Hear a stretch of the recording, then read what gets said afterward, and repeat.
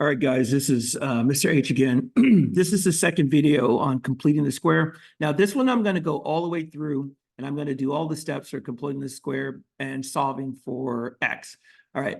Now, it's telling you that the answer has to be exact. And what that means is the square root part, if it's not a perfect square, you have to leave it as the square root. They don't want you to calculate it. They don't want decimals. They don't want an irrational number. So that's what exact means.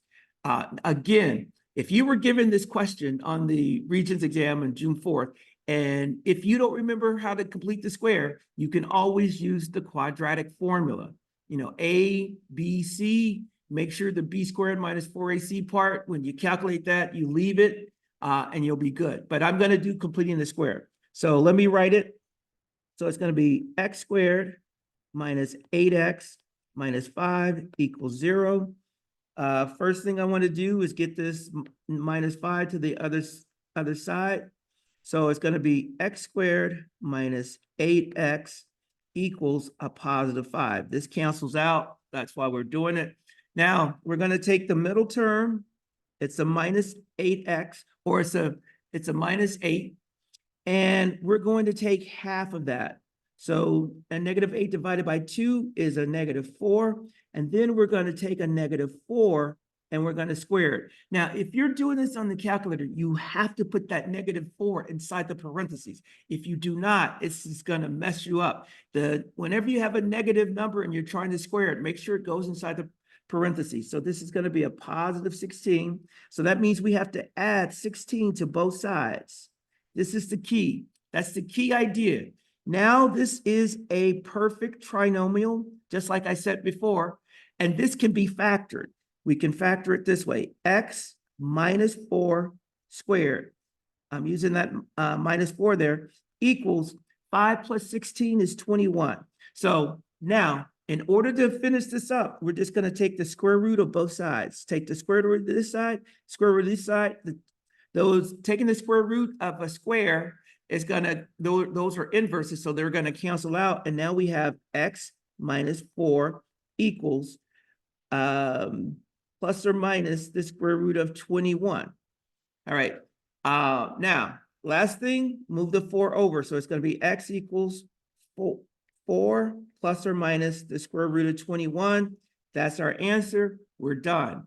Again, if you wanted to, you could use the quadratic formula, and you should get, you might not get this answer because this is simplified, but you should get this answer if you want to. You could check it by comparing them or storing them and putting them back into the equation and see if you get a true statement. But this is the answer for that one. All right. Now, I'm going to do one more question. Let me make this a little bigger. Now, this one, they've given us a quadratic equation, and they want us to put it in the completed square form. We're not solving for x. They just want us to find the perfect square factor, and just set that equal to whatever's on the right-hand side. So let me write it.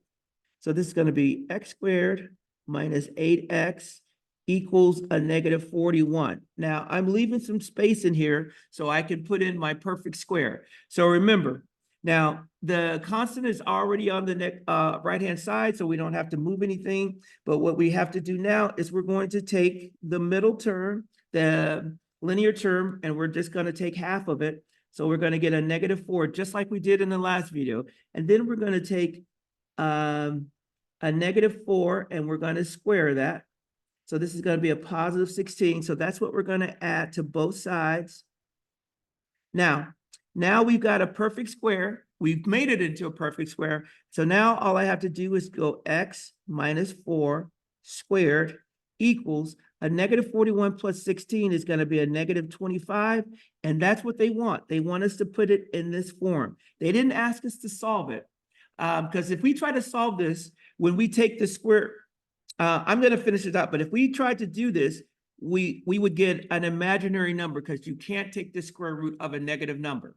So that's why we stop here, because if they wanted us to solve for x, we would get an imaginary number, and In Algebra 1, we don't deal with imaginary numbers. Algebra 2, you would, but this is it. So let me go back. So here is what your answer should look like.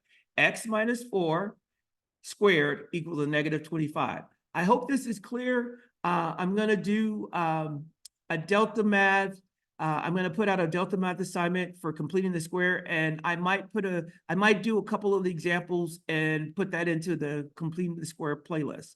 But if you have any questions, guys, call me, email me, let me know. But I'm sending you this because I think this will help you guys get your maximum score.